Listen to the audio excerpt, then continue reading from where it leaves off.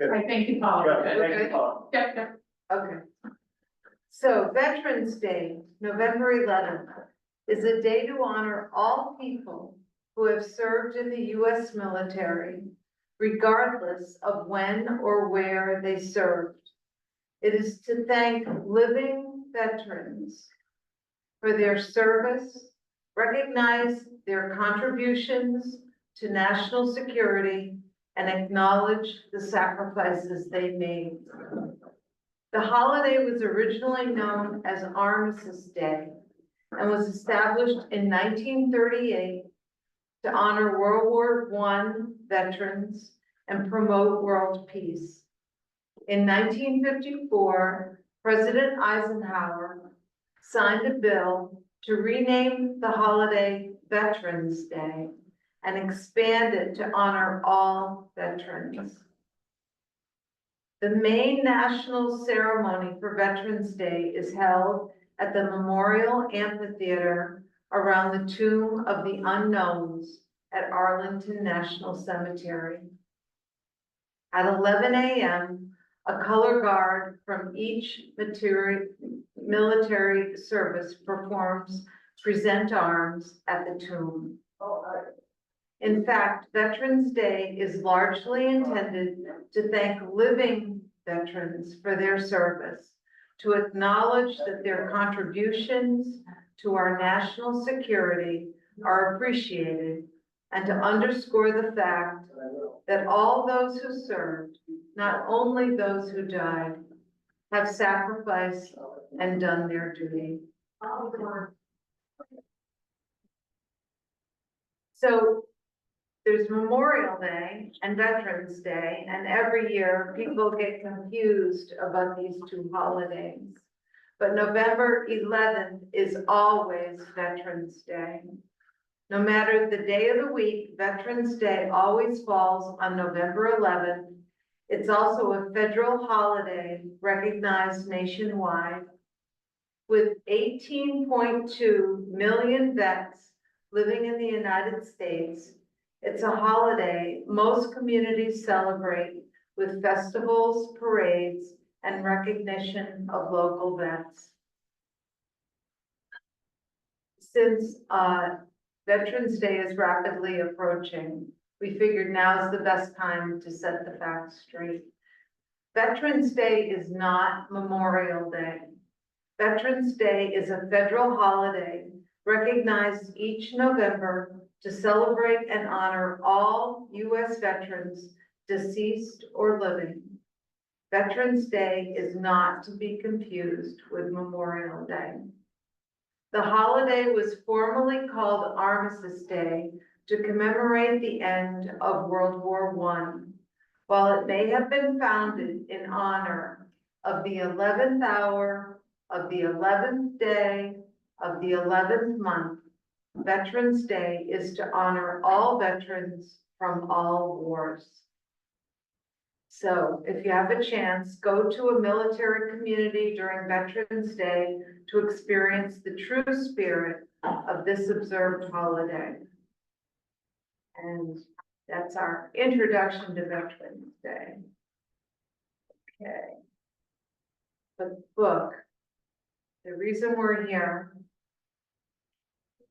the name of the book is Sealed with a Kiss, because that's the way my dad signed all his letters to my mother. This book is the World War II love letters of Second Lieutenant Paul E. Roberts, 320th Rifle Infantry Regiment, United States Army. And I am his daughter, Paula Roberts, and I'm honored to be here to share the World War II love story of my parents, Paul and Bernice Roberts. I know at the Cape we say Bernice, but we grew up in upstate New York and we called her Bernice. And if my father were here tonight with war veterans and their families, he would dedicate this presentation to you. This is how the book came to be. What you see on the screen are two samples of what my father's letters look like. We also have samples here today to show you. You want to do that? Yeah. Okay. After my parents died, Stanley and I sorted through their home in Scotia, which is outside Schenectady, New York. We found a trunk which contained hundreds of letters that my father Paul had written to his girlfriend and then fiance, my mother Bernice, during World War II. We have very few of the letters that she wrote to him. The Army didn't allow the soldiers to keep letters from home because the letters might have given away the soldiers' locations. My mom saved all of Dad's letters for more than 60 years, around 300 to 350 letters.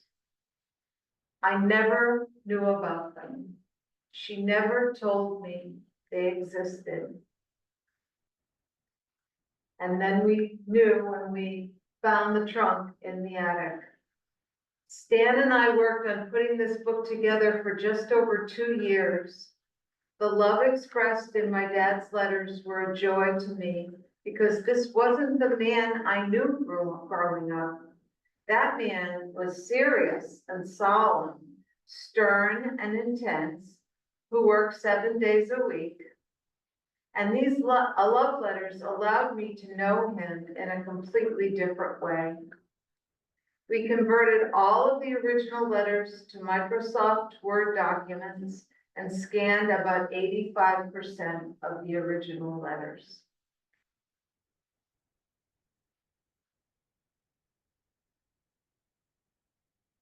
According to the National World War II Museum in New Orleans, less than 1% of the 16 million Americans who served in World War II are still alive. My father would have been 101 years old during the summer of 2024. More than 130 veterans of that war die every day. With the last members of the World War II greatest generation rapidly disappearing forever, Sealed with a Kiss becomes an even more compelling commemoration of their lives and sacrifices.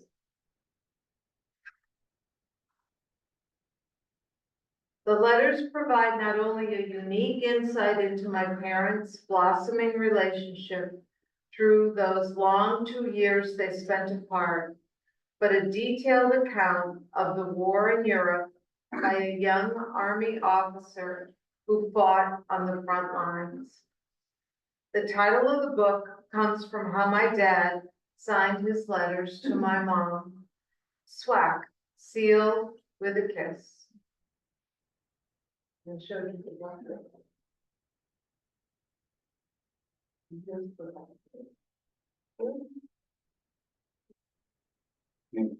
On the bottom, he passed it. He didn't do it when he was in Europe. It was like censorship, so. The letters provide not only a unique insight into my parents' blossoming relationship through those 2 long years spent apart. Oh, we did this. Show the book cover. You did it. Yeah. Sorry. We're not professionals. No, we're not. Okay. There we are.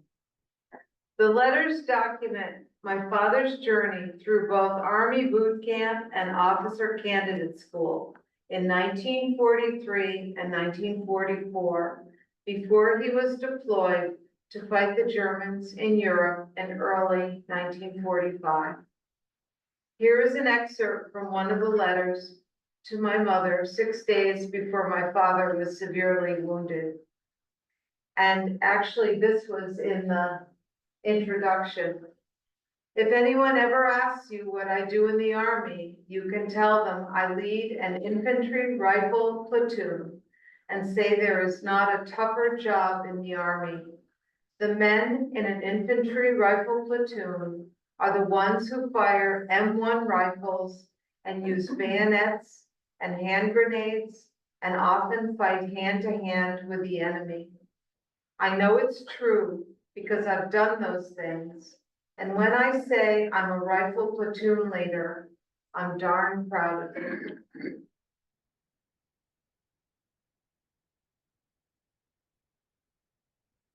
My father was severely wounded in Wessel, Germany by enemy artillery fire in March 1945.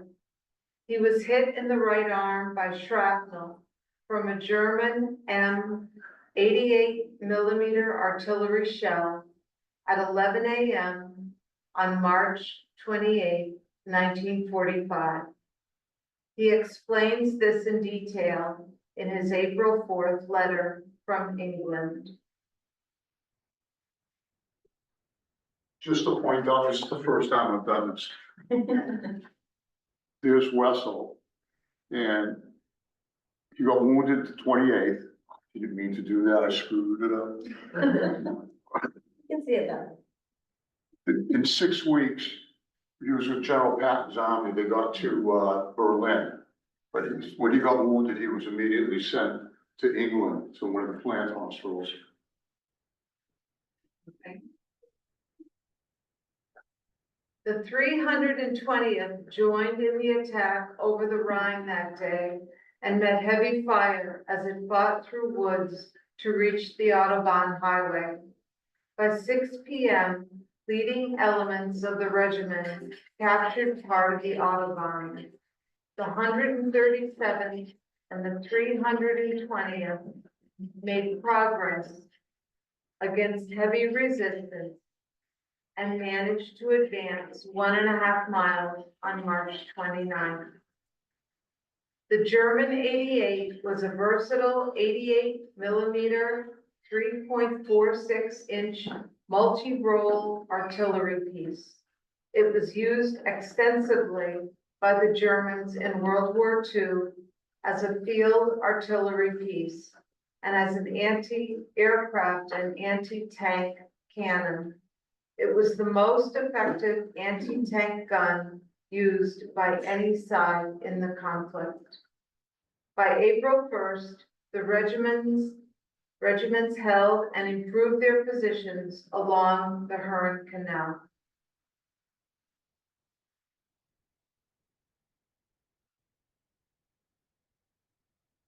In addition to a curated selection of the transcribed letters, the book includes my annotations about them and what was going on in my parents' lives and the world at the time. These annotations precede the actual letters in the book, and here is an example. While in the hospital, Paul listened to the VE Day announcement with the formal acceptance by the Allies of Germany's unconditional surrender. There were speeches from Churchill and Truman. That was May 8, 1945 in England. Not all the letters have the annotations in front of me. I worked with the editor, who picked out different ones. The book also features vintage photos from the war and afterwards, photos of some of the letters, my father's medals, maps, and other artifacts from the war. We will now show you Dad's certificate of service and his Eisenhower jacket. So the Army had a huge fire, all their personnel records, but I don't know how it happened, but I wrote to the Army records people last November, and I forgot about it in the middle of December. We're trying to find out when and why he got a Bronze Star. Turns out he got 2 Bronze Stars. I got this in the mail. The editor was amazed that it actually happened. And what sticks out to me is he was 5'8", and you heard the description of him doing hand-to-hand combat with the Germans. the second lieutenants were the ones who led the charge. And in some of our presentations, people have said, oh, my dad didn't refuse that job because they were the ones who got shot. And a little further on in the slides, one of his best buddy did get knocked out. But here's the letter, certificate of service, it's a description. And this is his jacket, this was the Eisenhower jacket. He wasn't very big. Little guy. I don't have that, I can't tell if it discloses the story. That's, it's called the Santa Fe Act. And that was, it was one of the divisions within Patton's army.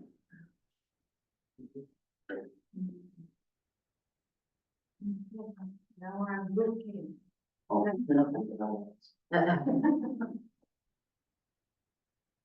I'm getting paid big bucks for this. Boot camp and training for officer candidate school. My father was in boot camp and training for officer candidate school at Fort McClellan in Alabama from June 1943 to July 1944. He was promoted to corporal and then sergeant and became a basic training instructor.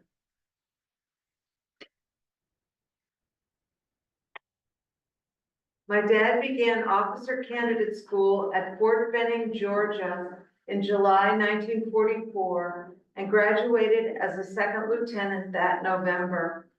It was a grueling 17-week program. 50% of the men who started it did not finish the training.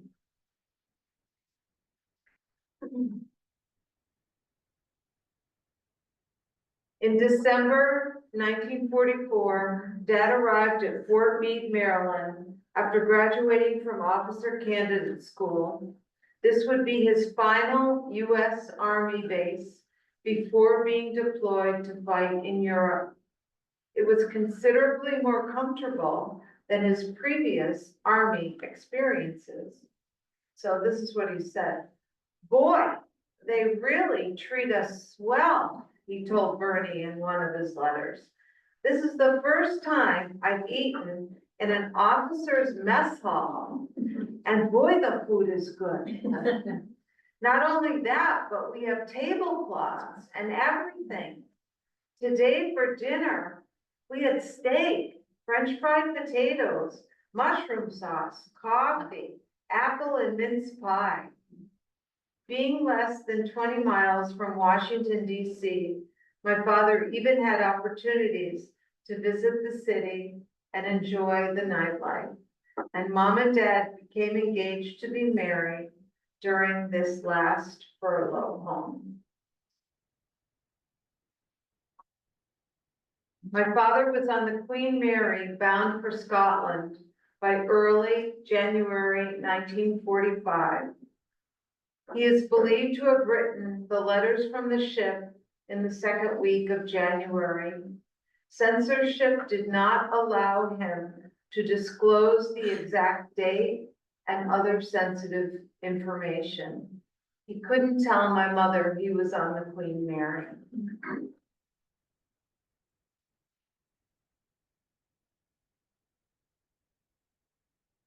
From January 12th to March 28th, 1945, Dad was with the 320th Regiment in General Patton's 3rd Army.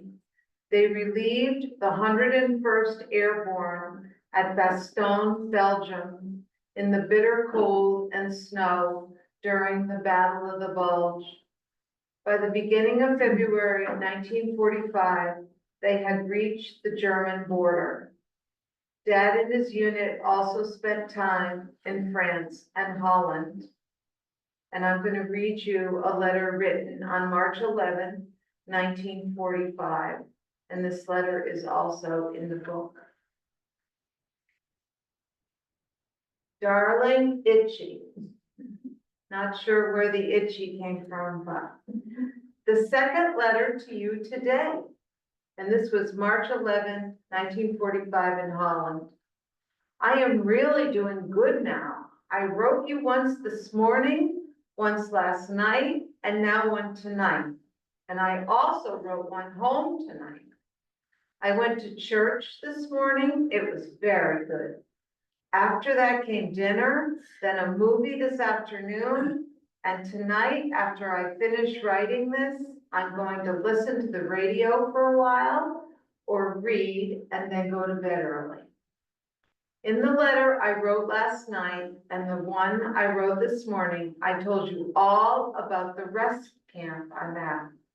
I'll be going back to the front tomorrow morning. It really has been swell here. It was one 48-hour period I won't forget for a long time. I won't tell you any more about it in this letter because I've already told you in the 2 letters I wrote before this one. You'll probably get this one first and the other 2 after and be wondering what it's all about. Maybe you'll get the other 2 letters first. I hope so. There's nothing much new to write about, honey. I gave you all the news in this morning's letter. I still haven't been paid for February. We've been moving so fast, they haven't been able to pay us. As soon as we're paid though, I'm going to send you some more money. I want to pay for the rest of your coat if I can. Did you ever get the other money orders I sent you?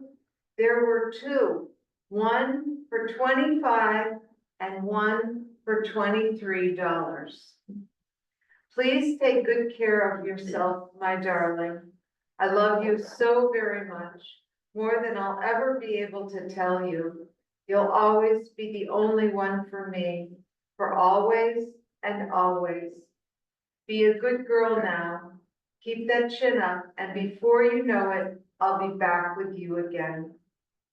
Good night, my Itchy. All my love for always.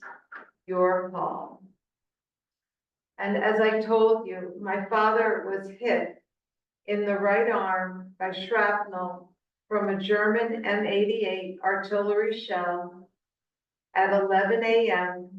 on March 28, 1945 in Germany during an attack in the vicinity of the Rhine River as Allied forces pushed toward Berlin.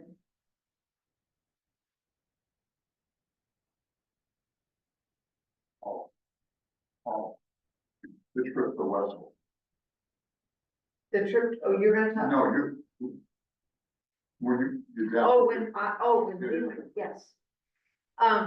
When my brother and I were, in middle school and high school, Mom and Dad took us to Germany and my father took us to the place where he was wounded. And I can only imagine how it was for him, but he wanted us to see it and he wanted us to be there. Okay? All right. While hospitalized in England, Dad wrote letters left-handed due to his wounded right arm. Both his arm and hand were paralyzed due to nerve damage.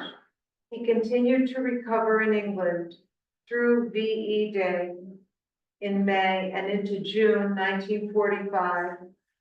The doctors decided that his surgery to repair the nerve damage would wait until he returned to the United States. My father arrived in mid-June 1945 at Halloran General Hospital on Staten Island in New York City, the largest U.S. Army hospital in the world at that time. He was able to go to his family's home in Esperance, New York, which was an itsy-bitsy tiny town, on leaves from the hospital. In January 1946, he had surgery at Halloran to repair the nerve damage in his arm from his wound.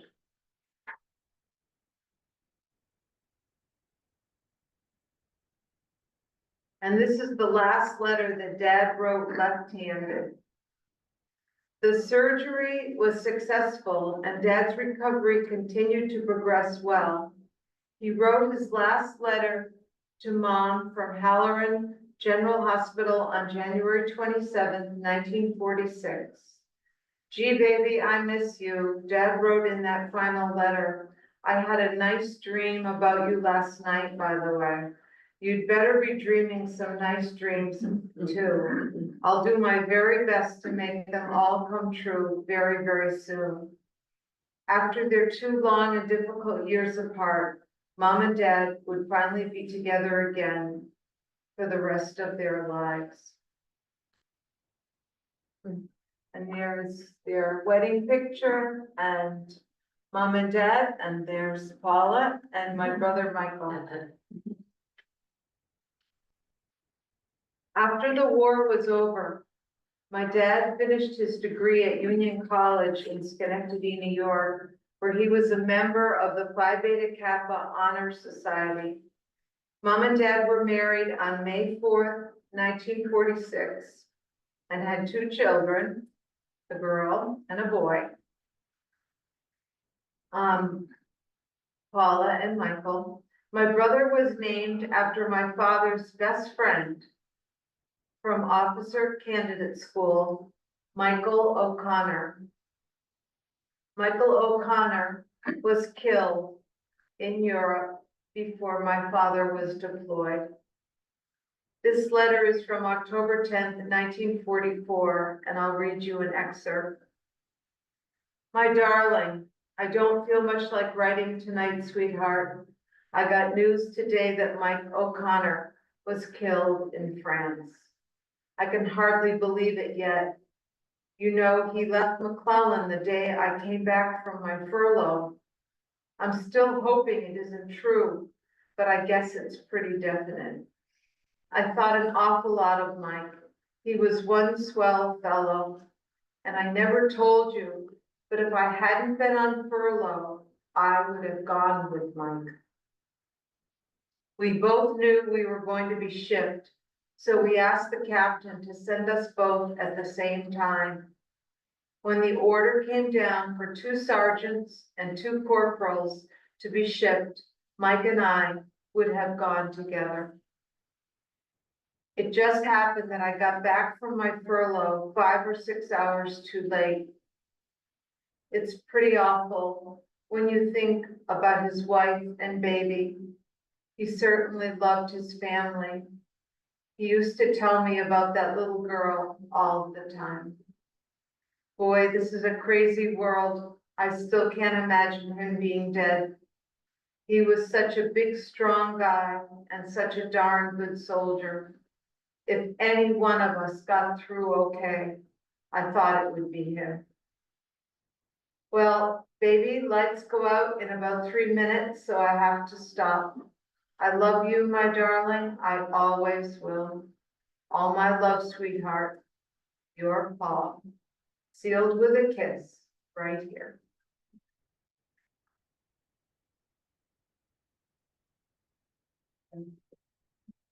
After my parents were married, they lived for the rest of their lives in Scotia, New York. My father joined his father in a family business, owning and running the Roberts Piano and Organ Company, a retail store in Schenectady. In his early 40s, when we went to church and I stood next to Dad, the hymnal I was holding with him began shaking. I thought it was his war wound. However, it turned out that my father was diagnosed with Parkinson's disease at age 42. My mother found a neurologist in New York City to take care of him. It was a very difficult illness to endure. Dad ended up with a feeding tube, a wheelchair, unable to speak or walk. He died from pneumonia due to the Parkinson's at age 79. Ironically, my mother's death certificate also gave Parkinson's disease as the cause of her death. Dad died on January 8, 2003 and my mother on August 20th, 2008. And they're buried together at the Saratoga National Cemetery in Saratoga, New York. The most important thing, Hmm?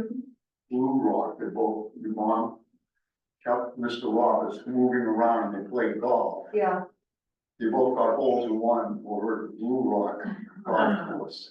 that's right, at the Blue Rock, at the par 3 course, they both got a hole in one. I dedicated this book to my parents, Paul and Bernice Roberts, to all the courageous men and women who served in World War II, risking their lives to defend our country, and to the families who waited at home, praying for their safety. And Stan knows more about the war parts of it, but if you have any questions, please feel free to ask. And thank you so much for coming. Thank you. Thank you.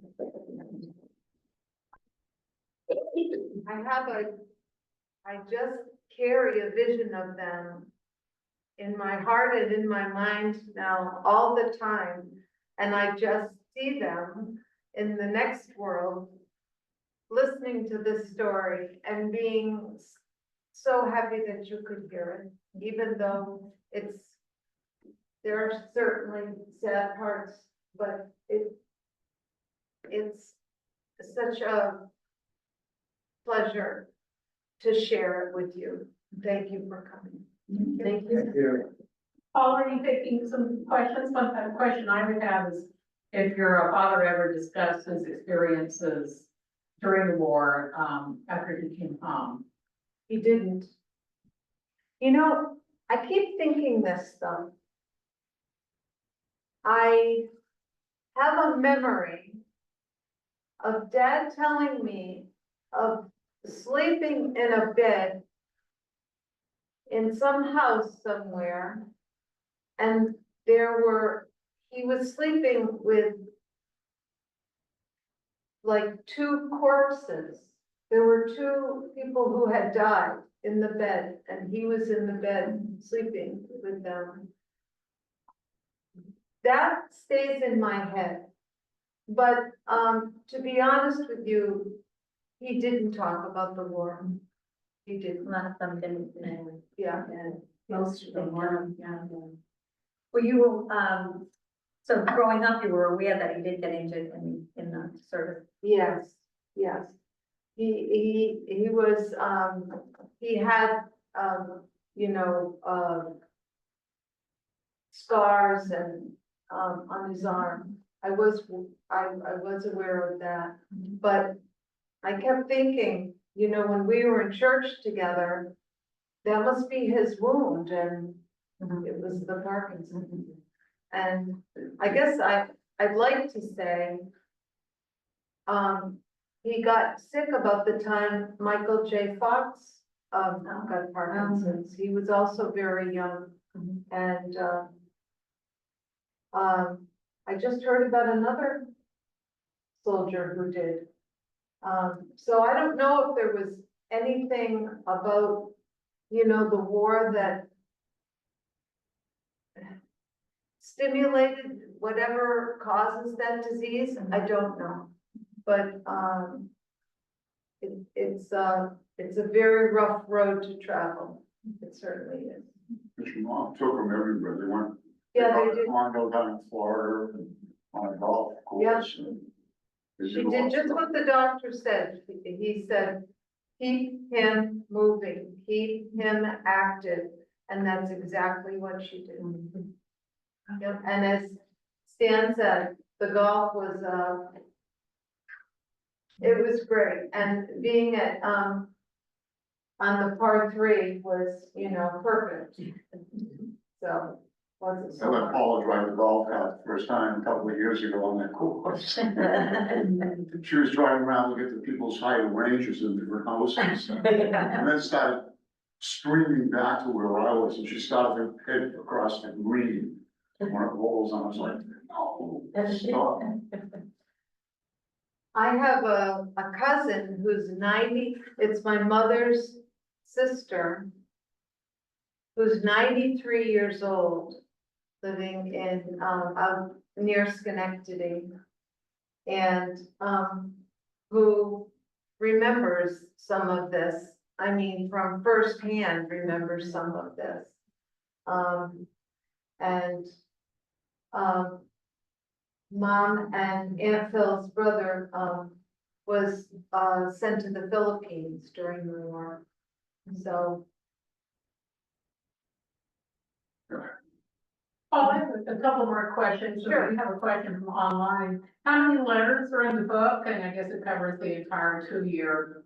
250, but that includes the scanned letters or artifacts that I put in the book. Okay. It was culled down by the editor and myself. Figured that was the right amount of pages, 250. but almost 350 letters altogether, but too many to put in one book, yeah. Your dad's relatives, your grandfather, can you give a quick, My dad had a great grandfather who was born in Germany, and he won, but moved to the States. He won the Congressional Medal of Honor at Gettysburg. Oh, wow. his group was the first one that made contact with the Confederates. This is the first battle. And then you can look him up online. He was quite a character. He was like, sent the Confederates, captured him and sent him to jail. He broke out again.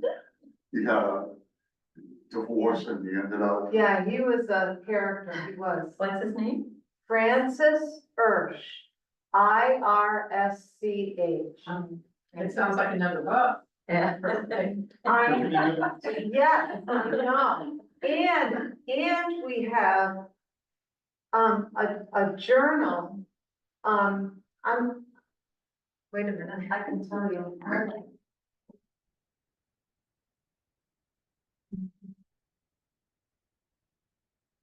I can tell you what relative this is. Wait a minute. We have a whaling journal. Again. Well, where did they leave from? Nantucket. Nantucket, from the Cape. Oh. Yep. Okay, so that was, let's see, that was his. He kept a journal aside from Grandfather. That was another great grandfather. And his name was, Charles Gilchrist. And he was living in Troy, New York. And he came to Nantucket in 1840 and got on a whaler and was on the whaler for 3.5 years. And we have the journal of his, like every month, he writes, you know, of all the whales and. He was a horrible artist. In the bottom of the page, he would draw a picture of the whale. We should bring that with us so that we could pass it around, but it's really, there's another book too. That's what I was thinking. But, yeah, he was, hit by lightning, he fell overboard, all kinds of stuff. And then the Haiti story. The Haiti story. The story about Haiti, about another great grandfather. A genealogist was doing research in Louisiana. Yeah. And contacted Paula, and she had a book. And it was a whole story about another relative who befriended one of a Haitian. And then when there was the Haitian Revolution, Paula's great grandfather's family, he shook him off, and he was gonna be executed. And this guy, the Haitian, saved his life, got him, so he didn't get beheaded. He got him on a boat to, Charleston. Yeah. That was, yeah, Benjamin Cone. Oh, yeah, but, so we have a comment from our participant online. She says, thanks for sharing your dad's lovely letters and telling a story. Then she asked, did you go to Scotia High School or BHBL? BHBL. That's, who is that? It's probably some French. Jan Ho, Jan, oh, how do you spell the last? Hodue. Oh, okay. I don't know her, but tell her thank you for knowing BHBL. That was Bird Hills, Boston Lake. Yes. And can I tell my story? Okay, my boyfriend, No, before that, you were the most, what was the? most school spirit. Yeah, I had most school spirit. But my boyfriend at BHBL was the Wait. first and only athlete from our school. He played for he went to the University of Connecticut and then he played for the Green Bay Packers. Oh, wow. for 7 years. He played for the Green Bay Packers. Oh, Yeah. Great. How about I that? do that every day. I have a question. Yes, Is this your first book? yes. And, Were but, you wanting to be an author before this?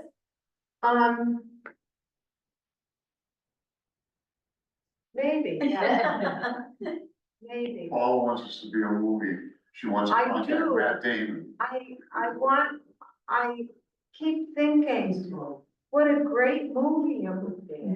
I mean, if we could find someone really handsome and someone really beautiful and, because it's a love story. Yes. But it's also the story of the war, you know, and it's the story of their families, praying for their safety. I mean, there's so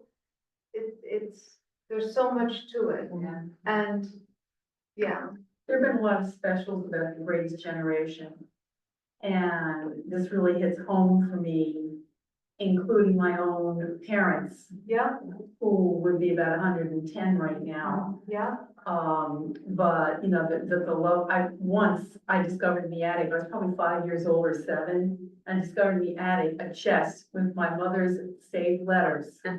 She see, saved every one. yeah, And she didn't particularly want me to see it, but I looked through them and, you know, the cutesy names, he called her Duchess.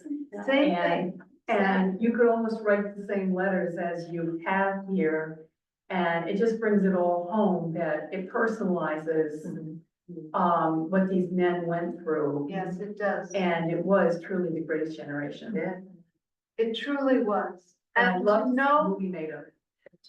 that there won't be many, I mean, how many of them will be left? That we need to keep these stories alive and their sacrifice. And someone said to me, oh, no one's interested in World War II. And I thought, boy, you don't know anything. If To you don't say keep that- it alive, it'll die. Yes, Just like the Holocaust, yes, you know, yes. it needs to be told. I totally agree. It's so important that these stories are kept alive. Yes, Have you ever been to the World War II Memorial Museum in New Orleans? no, It's worth the trip. you know what? It's a beautiful museum and it's you feel the enormity of what happened there. I have heard of that. It's wonderful. That's our next trip. You'll see it in New Orleans. Yeah, it's right on it. Yes. And a train, Yes, a streetcar line, yeah, and it's a wonderful museum. I have heard that. I That's know wonderful. exactly what you're talking about. I agree with you. Do go. We need to go. Yeah, New Orleans is cool anyway. Have you ever heard of the American Heritage Museum in Hudson? We had never been there, but we were invited to come, and that's quite an amazing place as well. Is that? They were in the news. Hudson, where? Hudson Match. Oh, Hudson. Yeah, They do reenactments, about a month ago. yeah, In the papers, two of the people who were dressed as, German soldiers went to a restaurant in downtown Hudson. And all heck blew up. Yeah. That's something happened. They're not supposed to do that. yeah. They were supposed to change and not go out and, Street clubs. yeah. But it's a great place. We had like 50 people. And so I don't forget this. When a person came up to take a picture of where you could get the book, and I was sitting in a precarious position, and it wasn't wireless, and I lost the screen. So I never asked anybody, if you want a book, we do have them. So I'm doing that now. Every place you go since then, we have the books, they're $20 each.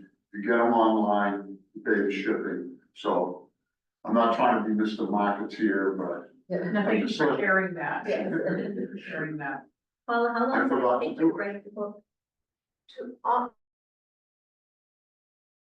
Year was it published? it was published last December, at the very end of December. So, we had a publisher, editor who was a World War II fanatic and a really good graphic designer. yeah, So I worked with the editor with like a timeline where he was, and he added stuff to it. Those were the annotations that came up, so it was pretty accurate. We just didn't know when he left because there was no communications. He did it when he was on the Queen Mary, things like that. the publisher was in Framingham. So, it And the was, graphic designer, yeah, and the book, yeah, yeah. all So, three of them. we had a friend who had a book about letters from someone who fought in the Civil War. Wow. Right. That's what was sitting on the letters, we didn't do anything, I saw that in the local, it's called the Hometown Weekly, it's Needham, Medfield, Walpole. There was an article there, it turns out she graduated from Needham High School a couple of years behind me, and her husband was a couple of years ahead of me. And we talked to her, and that's what got us going. But you wonder how many families have a trunk of letters in their attic, really, and it's so important that we don't forget these stories, these people, the sacrifice they made. You used a comment when you were talking about, you were quoting your father, talking about his good friend who died, and you called him a swell guy, and that just reminded me, that was a term my father always used, who, again, he would have been 110 now, so, Yeah, any of his old friends from the army were swell guys. Right. a swell guy. Yeah. Even the movies from that time, Yeah. that's how they talked, and names for people, they were nice, they were fun names. Yeah. Nicknames. Yeah. There was a lot of that, I think, in their day. My brother didn't want me to do the book. Oh, In fact, he has spoken to me very little. Since, yeah. But I said, Michael, you're in the book. You're part of the book. You're part of the story. You're named after Dad's best friend. did he think it was too personal? to Yeah. put out? That's Yeah. exactly what he said. That's exactly what he said. But the letters, they're love letters, but they're not inappropriate. Right, You you're know, just factual, this is what I did today, and then this, your mom would have, this is what I did today. they're not, it's nothing, it's Right. just nothing inappropriate No. at all. It's, and, You made the right decision. Oh, yeah. thank you, I appreciate it. And it hurts that, but I wouldn't change my mind. And Stanley just has been, I couldn't have done it without him, so, because it's a, but it's a big job when you're working with 350. Scanning them was hard because they were in pretty good shape. But I had to do it one at a time. Yeah. And decide which ones to put in and which ones not to. Yeah, So, yeah, I used to be in that business with scanners and stuff like that. I got a $79 Canon scanner. It was perfect, but it took a while. Yeah, I should finish it at some point. but- well, we can do that. but we have to add the other, we've gotta add the whaling log, the Haiti story, the Congressional Medal of Honor at Yeah, Gettysburg. Francis Hirsch was the good one. Yeah, He was quite a character. yeah, so, but, well, you've given us a tremendous gift by coming today. Thank you so much. Thank you so much.